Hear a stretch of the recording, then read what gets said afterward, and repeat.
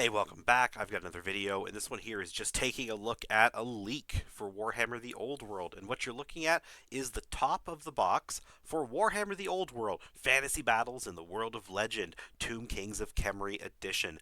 That giant, massive title on this box is telling us simply this is Warhammer the Old World starter set if you want to play Tomb Kings. And as you can see, it's got a beautiful piece of art that's brand new. Um, Showing off who Tomb Kings are, basically skeletons and more skeletons. Some of them are dragons, and yeah, it looks really nice. It's a very clean box. This doesn't look cheap. Um, they did put the effort into a new piece of art. So anyone who was of the opinion, still for some reason, there's a few of you out there who thought this was going to be super cheap and it's all going to be recycled. At least there is some new art, just like the articles have suggested. There is not much else to say about the top. You get to see the dragon around the sides, and it's just like a concept-y art piece of him.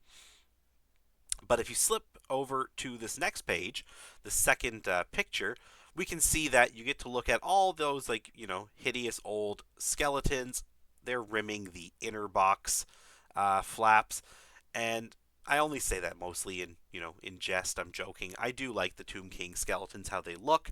I don't like building them. I will never like building Tomb King skeletons, but they are the core experience of this set, as you can see, and that's because you get 2 units of 20 skeletons with spears, 2 units of 16 archers with spears, 2 units of 8 horsemen, 3 chariots, and those are all old miniatures from like the last launch in like 2003 or something. And you also get the new dragon skeleton guy, lich priest, plus the foot tomb king that comes on there if you don't want to build him onto the dragon, which I'm feeling like they're suggesting you don't, because otherwise you only have one character. The lich does not seem to be something you can put on foot unless you're more advanced at conversions and whatnot. But yeah, that's a lot of miniatures. Plus, you get your book, probably a reference sheet, a couple of measuring whippy sticks.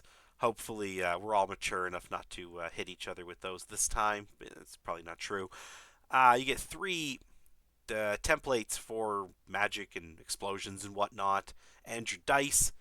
Everything you want to see in a starter set. It's a little bit of a departure from what we're used to in fantasy. Normally, you get like 100 miniatures, or 40 to 100 miniatures, depending on the edition, and they're for 2 separate armies. Now we're getting 93 miniatures for Tomb Kings. It's an army in itself, and that's fine. Honestly, I think I really wish that maybe there had been Tomb Guard in here or something else a little more than skeletons. But I can sort of also understand. I'm a huge advocate of when you're starting an army, focus on your core. Get your core models out of the way in terms of purchases and painting, because there's something that you're only going to have to keep going back to anyways. If you know what you have for core, you have multiple things to pick from. It means that the rest of the army, your characters, your specials, your rares, you can sort of just have fun and not worry, because you're going to have a lot of points in core that can already fill that allotment of required core, which is what we used to have. We'll find out next week if that's still the case. And I did the math in 8th edition, um, in terms of points, ignoring the character and the dragon, that's 1,000 points, over 1,000 points of core, with 40 spearmen, 36 archers, 16 horsemen, and 3 chariots. That's like, well, in 8th edition, you would be able to field a 4,000 point army with what's in here. Because you have over 1,000 points of core, you can then spend the other 3,000 points on characters and special and rare without having to worry. So that's awesome. You know, again, not everyone's going to be happy seeing these older models. There's plenty of people complaining, but I think everybody who was reasonable knew this was basically what was going to happen. Again, maybe I hoped for a couple of different things in here. If this is what the box was going to be, maybe some of those snake riders, some Ushapti, There's things they could have put in here, I think, that would have made this more attractive. But at the same time, if we end up getting a series of like battalion boxes like we used to have, that's where they could save those more special units for some sort of value box. And at the end of the day, it's still, again, you're getting your core out of the way. It might not be ideal, but if your core is out of the way, you don't have to worry about core in other purchases. You get your new shiny dragon, you get your rule book, templates if you for some reason need them. I assume you'd be a new player in that case. So this is still a good set, I think. It also bodes well for what's going to be in the Bretonian box, because this is a lot of stuff. I mean, I'm assuming a dragon character plus a regular character on foot. That's going to be a few hundred more points. I'm guessing this is about 1,500 points in 8th edition standard, or 8th edition talk. So that's probably pretty close to what it's going to be in Old World, unless they super undercost all those units. I think probably based on what we've already seen, um, Grail Knights are still 38 points like they were before.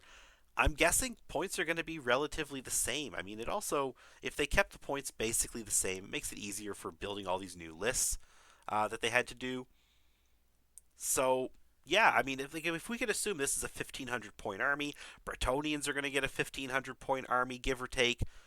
That's pretty cool. I'm excited for that leak. Hopefully, somebody gets that out soon. But yeah, there's not much else to say here. I've covered basically everything I could really think of saying for two pieces of cardboard. But you can see there's a huge stack here. There are dozens and dozens of these things ready to go. They're obviously going to be just filling these for the next couple of months, getting ready. And I'm excited. So let me know what you think.